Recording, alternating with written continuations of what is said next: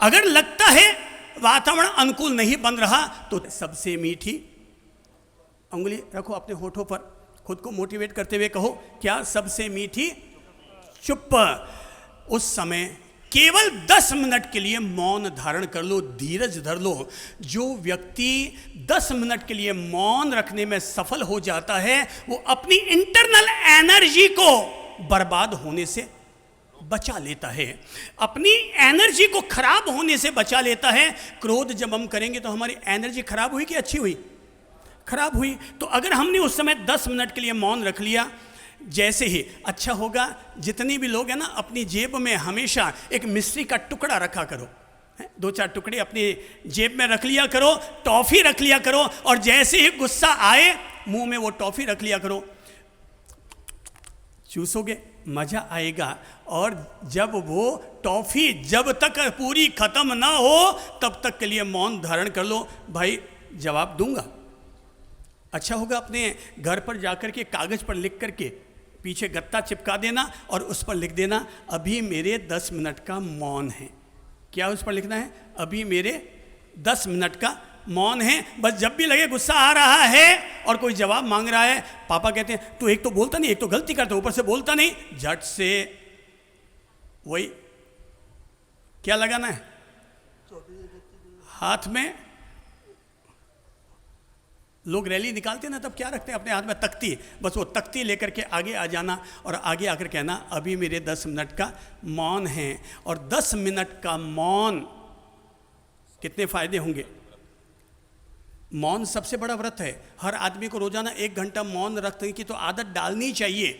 जिन लोगों से सामयिक नहीं हो पाती है वो रोजाना 1 घंटा मौन की आदत डालें। ये इसलिए कह रहा हूँ क्योंकि जो व्यक्ति रोजाना 1 घंटा मौन रखेगा वो क्रोध पैदा होने पर भी मौन रख सकता है, और अगर 1 घंटा मौन रखने की आदत नहीं है तो क्रोध आने पर भी वो मौन नहीं रख पाएगा। तो रोजाना 1 घंटा, सुबह उठो ना, उठते ही 1 घंटे का मौन ले लिया करो। भाई सुबह उठा हूँ, 6 बजे उठा तो 7 बजे तक मौन, 7 बजे जगा हो तो 8 बजे तक मौन, 8 बजे जगे हो तो 9 बजे तक मौन।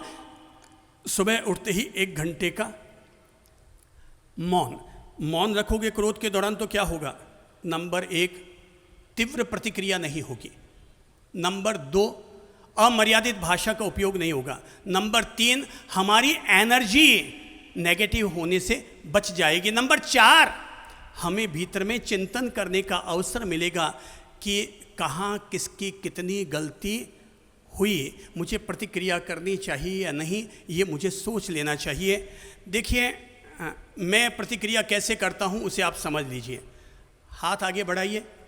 प्रतिक्रिया मेरे हिसाब से कितनी सी करनी चाहिए? देखिए 4 तरह के गुस्से होते हैं। पहला गुस्सा है बेहद, पहला गुस्सा है बेहद, दूसरा गुस्सा है बहुत, तीसरा गुस्सा है मीठा, और चौथा गुस्सा है मामूली। कितने तरह के गुस्से? नंबर 1 बेहद, नंबर 2 बहुत, नंबर 3 मीठा, नंबर 4 मामूली। कितना? मामूली। इनमें से 2 गुस्सा तो नहीं ही करना चाहिए किसी को भी। पहला है बेहद और दूसरा है बहुत। पर 2 गुस्सा, पहला है मीठा, मम्मी बेटे को डांट रही है, सास बहू को डांट रही है, ये कौन सा है? मीठा गुस्सा। और दूसरा है मामूली गुस्सा, सही रास्ते पर चलते हुए टक्कर लगी, अरे भैया देख के नहीं चलता है क्या, ये हुआ मामूली गुस्सा। तो मामूली और मीठा गुस्सा स्वीकार्य है। बहुत और बेहद गुस्सा कषायों का अनुबंध करता है, अनंत अनुबंध करता है, उसे निकालकर डस्टबिन में डाल देना चाहिए। तो जब हम मौन रखेंगे तो हमें चिंतन करने का अवसर मिलेगा। नहीं मुझे यहाँ पर गुस्सा नहीं करना चाहिए, सॉरी, नहीं, हाथों हाथ अपने अंदर में माइंड हमारा सेट हो जाएगा। तो तीसरा तरीका है, गुस्सा आ जाए तो मौन रखो। 1 घंटा रोज ही मौन रखने की आदत डाला करो। मैं तो रोज 12 घंटे मौन रखता हूँ। मेरे कम से कम पिछले 35 साल का नियम है, मैं रोज 12 घंटे मौन रखता हूँ। सूर्यास्त से लेकर सूर्योदय तक, सूर्यास्त से लेकर सूर्योदय तक रोज मैं 12 घंटे का मौन रखता हूँ। चाहे जैसी स्थिति हो, मेरे सामने चाहे कोई भी व्यक्ति क्यों ना आए, 12 घंटे का मौन। और जब मौन रखता हूँ तो न किसी से मिलता हूँ, न किसी के पास बैठता हूँ, न लिख लिख के बातें करता हूँ, न आ ना, कुछ भी नहीं। मौन का मतलब है शांत होने का और शांत रहने का अभ्यास। मौन का अर्थ क्या है? शांत होने का और शांत रहने का अभ्यास। इंटरनल पीस अपने भीतर साधने का एक तरीका है मौन। चौथी बात कहूँगा और वो है सप्ताह में एक दिन ही सही उपवास जरूर करो। क्या करो? उपवास। मैं रोटी छोड़ाने का उपवास नहीं करवा रहा हूँ, मैं कहता हूँ सप्ताह में एक दिन क्रोध का उपवास किया करो। किसका उपवास? सब बोलो तो कौन सा उपवास? किसका उपवास? क्रोध का उपवास।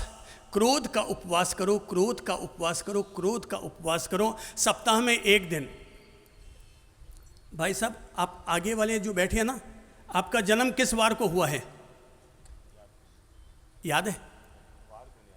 वार याद है? कौन सा वार था? शुक्रवार, बुधवार। भाई साहब, बगल वाले का क्या वार है? हैं? शुक्रवार। एक का बुधवार, एक का शुक्रवार। उसके बगल वाले का हैं? रविवार। ठीक है, एक का बुधवार, एक का शुक्रवार, एक का रविवार।